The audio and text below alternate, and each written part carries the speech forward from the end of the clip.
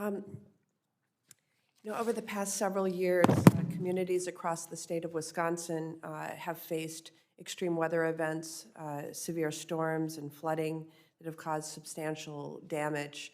I was always intrigued with what we describe as 1,000-year events or 500-year events, but then seeing several of those happen in short order is quite terrifying.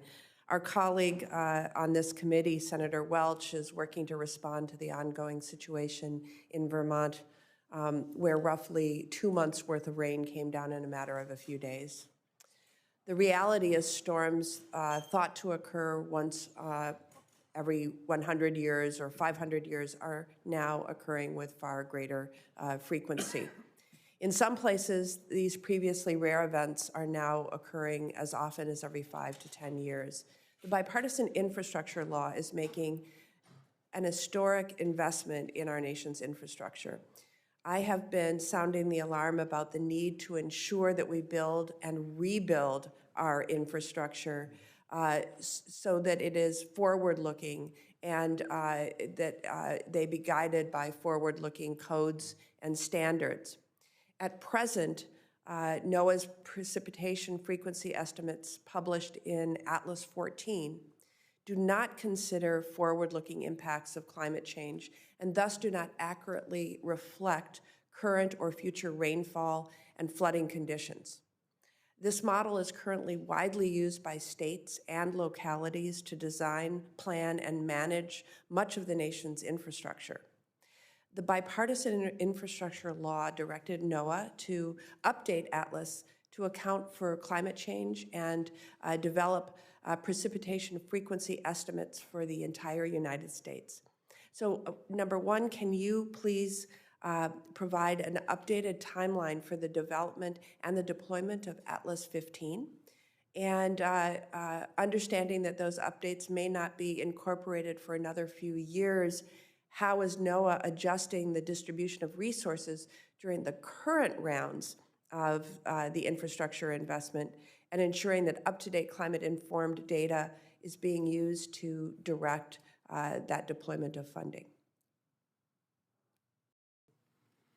Thank you, Madam Chair. There's a lot to unpack there, and I'll do my best to try to address it. I'll start simply by saying I had asked my staff prior to this hearing to give me a sense of what's happened across the country in the last week or so.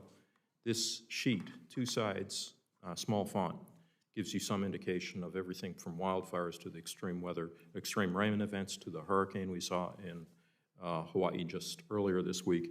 So this is putting incredible pressure on the organization to be able to provide not just the standard set of products, if you will, but those products that are particularly focused on what we call impact-based decision support, so the decisions that need to be made over and above what would normally be made associated with weather forecasts. As you indicated, with the BIL funding and the IRA funding, we are making significant investments in a number of components of our ability to get that decision support, environmental intelligence out into the hands of communities, individuals, corporations, legislators, policymakers. With respect to Atlas 14, we're taking the resources that we received from BIL and applying those towards the Atlas 15 development, which is effectively the updated precipitation model. Right now, part of the reason it's taking as long as it is it's a data gathering experiment, it's a data gathering activity, and getting the information from the many different kinds and many different geographies of providers is a time-consuming process. So it will be next year when we expect to have that, late next year when we expect to have that updated and readily available. But that's not precluding us from providing the localized forecasts on an emergency or hazard-based case basis. And so our precipitation forecasts are vastly improving. We've just incorporated the new hurricane forecast system. We're updating the global forecast system.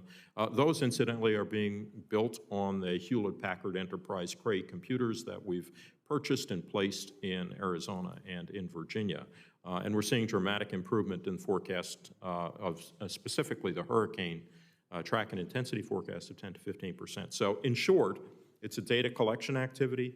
It's a modeling improvement activity using high-performance computing. And the last part of that is how do we get the products out into the hands of the users? and that's a close coordination with development of a number of web-based portals, as well as improvements in the communication tools that we have in the National Weather Service. So we're upgrading our communication there as well. So again, a variety of different approaches. Thank you.